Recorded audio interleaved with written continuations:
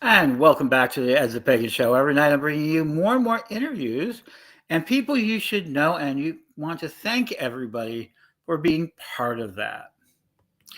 Today it's live, so if you put in comments at anywhere that you're seeing this, especially on the As a Pagan show on Facebook or Carillion TV uh, on YouTube, if you're hearing this on a podcast, through one of the services such as Spotify and etc., we're there. So I'm really grateful for everybody who's been coming out. This is our 15th day. So we're like, 1/24th of the way there for the year of trying to learn. And what have we learned so far this year? A lot. We've learned a lot so far this year. We started out with John Beckett, which philosopher extraordinary. He continues to produce out. Marty Mulinex, we're hearing more and more from the young people around us. We are, that was great pieces. Shane Nelson, which was an amazing piece. There we go. We had Laura Enright 2 nights ago. Wow, my gosh. And she's, librarian and author, very dynamic. So we've learned a lot. And you kind of told me what we're looking for. Tonight, though, we're going to talk about something. We must not be erased. Yes, that's my statement. That's where I begin my things. We must not be erased. And what do I mean by that? That history erases a lot. And we don't know how much has been erased because we can't actually know. But we can see the perimeters or the parameters of what we do store in knowledge. And we're constantly burning it down. We're constantly destroying it. And so the ways our brain works, we need to feed it fuel. We need to tell it as many ideas as possible to give it as broad an opinion as possible, or you must limit it in order to get the outcomes that you want. And that's really where knowledge and oppression cross. Because you want a certain amount of knowledge of things. You want to know about science, especially war sciences. If you're an oppressive society, if you're a more humanistic side, you want to know about medicine. You want to know about gardening. You want to know about agriculture. You want to know about a lot of things. As much as you can, it's a power to hand down knowledge. Knowledge has always been valuable, extremely valuable, to the point of it forms one of the triads of power that Alvin Toffler talks about. And what do I mean by that? Well, violence by far is the most simplest form of power. If you can inflict violence upon somebody, you can get them to do something most of the time, right? That's the basis of slavery. It's the basis of robbing your neighbor, the bandits, even how we get our food. So violence is the first form of power that we tend to exercise over each other. The second form of power that we talk about is oftentimes money or monetization, or more importantly, currency, the power of wealth. So for the people who were violent and the king that was able to get wealth from extracting taxes or robbery or trade deals, it doesn't matter how he got it, but he gets it. He can then use it to buy more violence or to buy other things. So he doesn't have to use violence. So he can get people to help him. Oh, that arrow maker. Well, I can make you do it, but what if I could pay you, make sure that you ate? So that was the next form. And the third form, beyond anything, and money,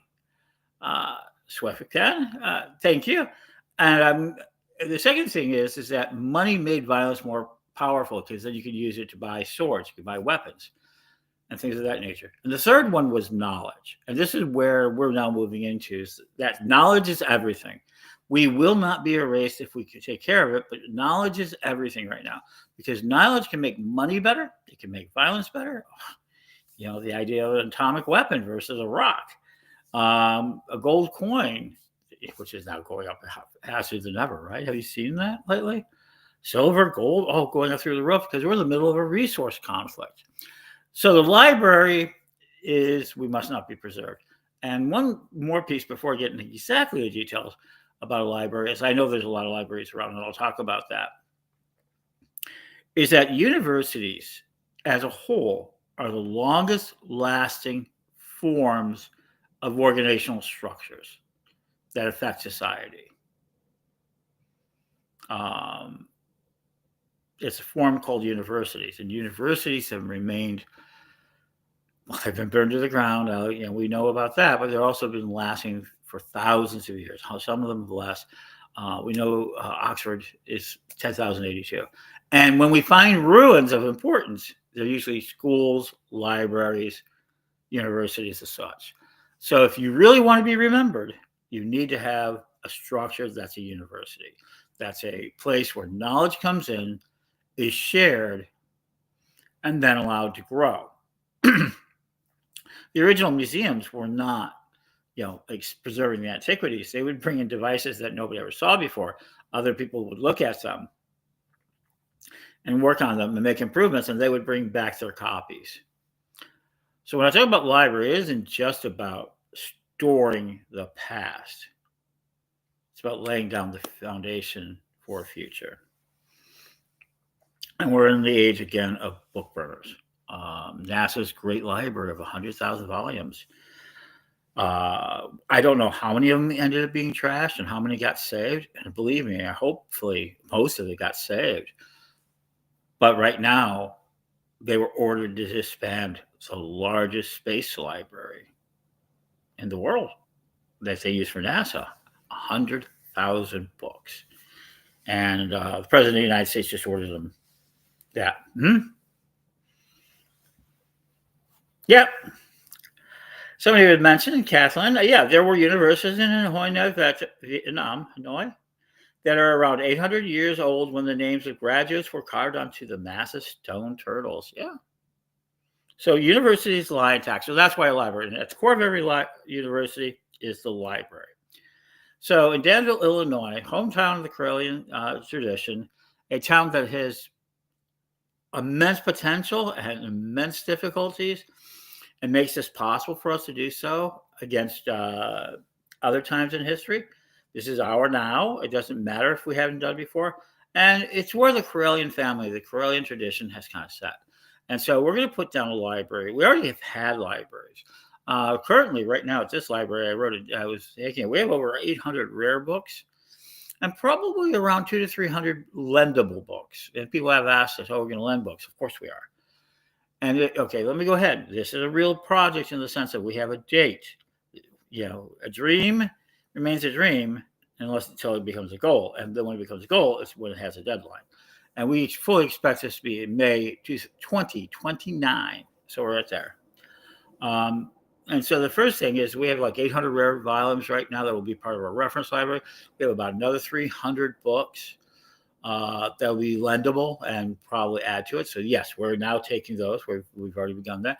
We have dozens and dozens of artifacts, chairs and furniture and altar goods from across a broad range of materials, a broad range of eras.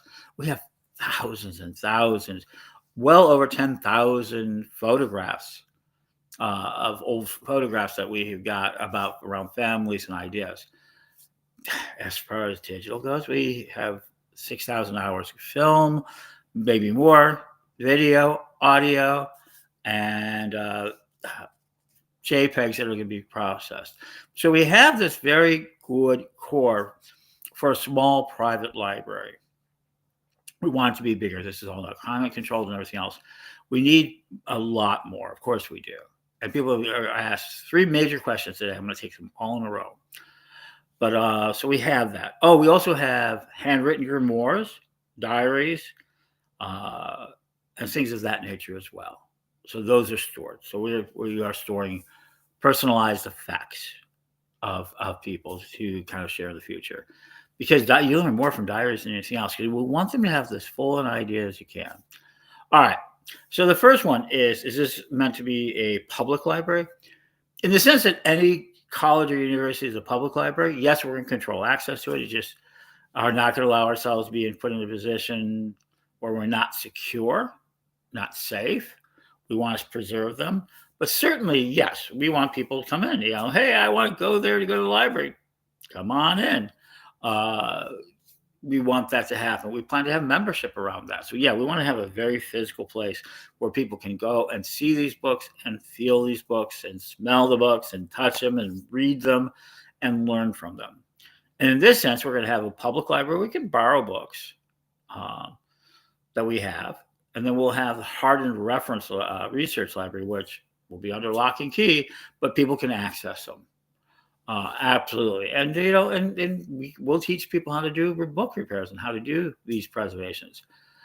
At the same time, we also plan to have, we like to see people have their own libraries. We hope that people emulate us and start these reading rooms in other local places where they're at to do readings.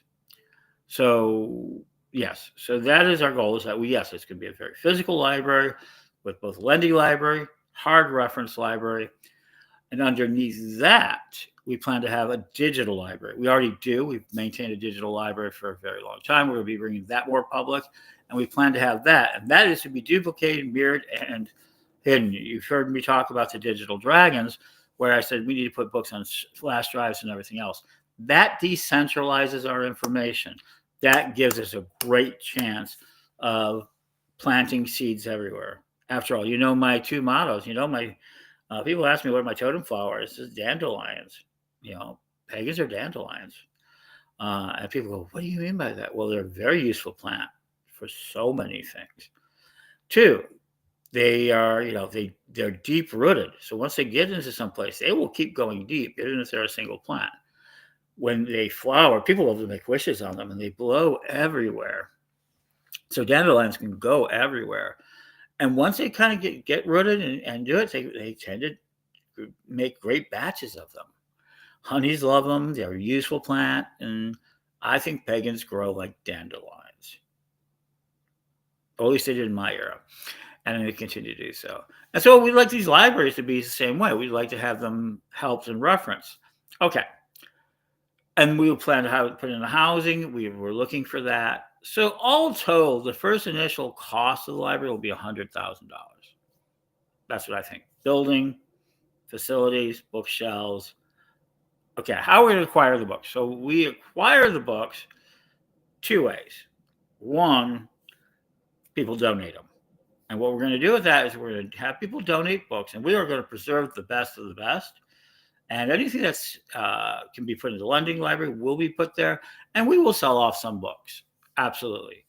One of the ways we're going to do this is we're going to be book dealers, absolutely straight up book dealers. I'm good at it, and Witch School was financed through it, and so many projects I've done have been bought and paid for, not by memberships or other things alone, but oftentimes my ability to buy and sell books, tarot cards, and all sorts of materials. So with that skill, I plan to keep building a library. We sold to get Don to Danville a major library.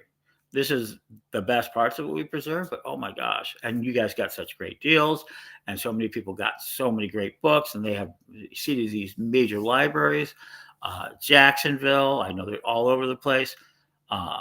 So we're going to put one down in Danville, Illinois, and it's going to have deep digital archives that are going to be mirrored everywhere, and we're going to virtualize books. Okay, so that's what we're doing there. In that process, we will be selling books. We have a Corellian Publishing, which we will sell books. One of the things we're hoping to do is, as part of the kind of the order of the library idea, is that we want to get a copy of every pagan book in existence, at least one. Right from first day, we'd like it to be first edition, signed by the author, terrific, but at least one.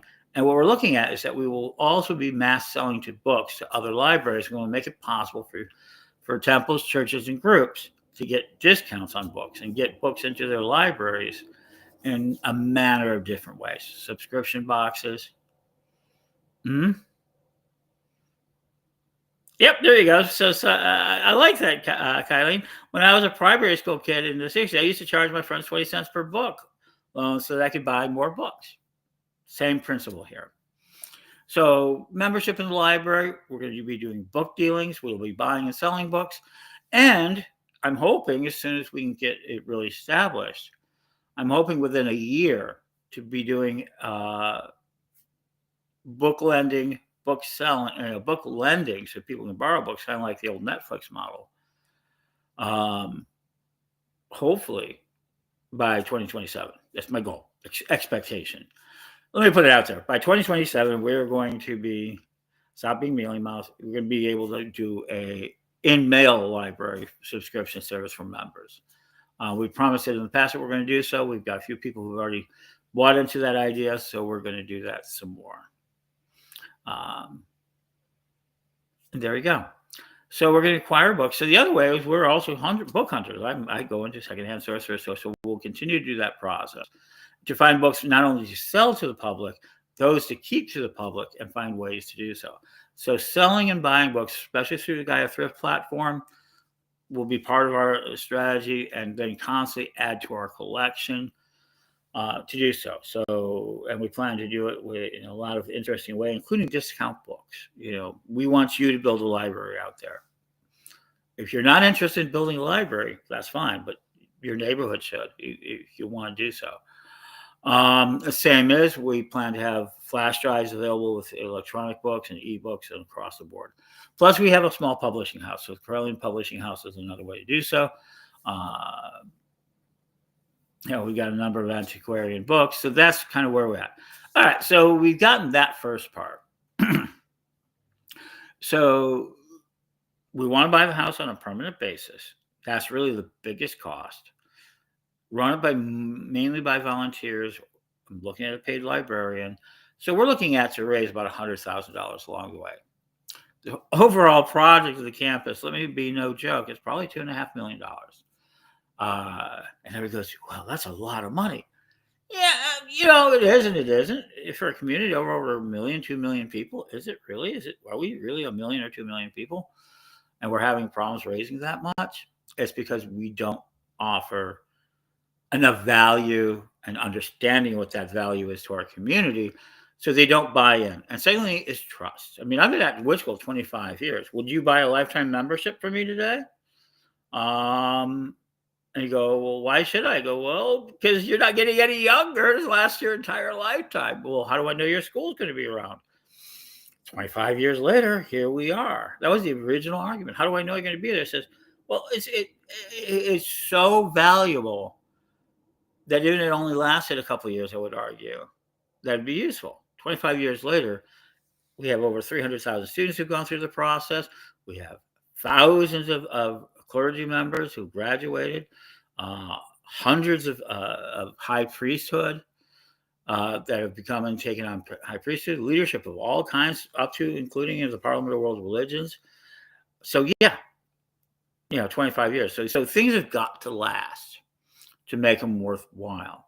A library lasts. So how do we keep financing it?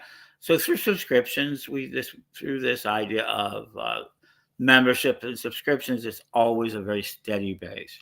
For Pagans, as long as we continue to produce value, this is kind of our version of the modern day tithing. Will you buy a subscription? Under your control, under your type of thing. So we'll use that.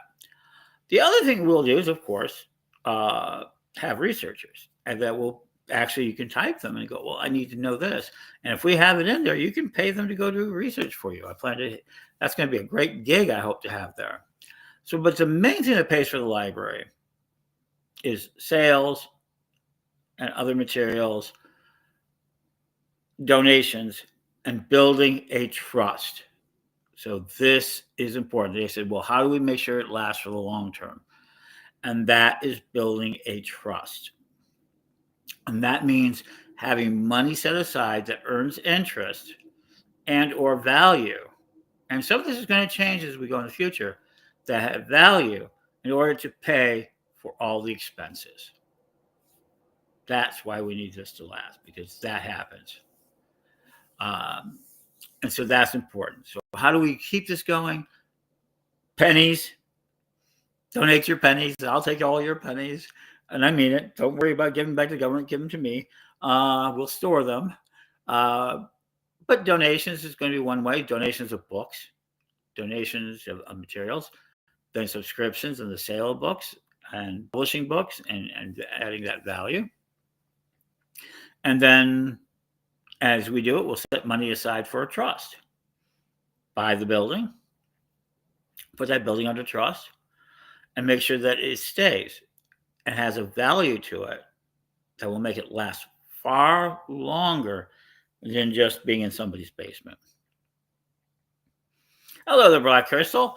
Thank you, everybody. So you can ask any question at any time if you want to. So that's the main process.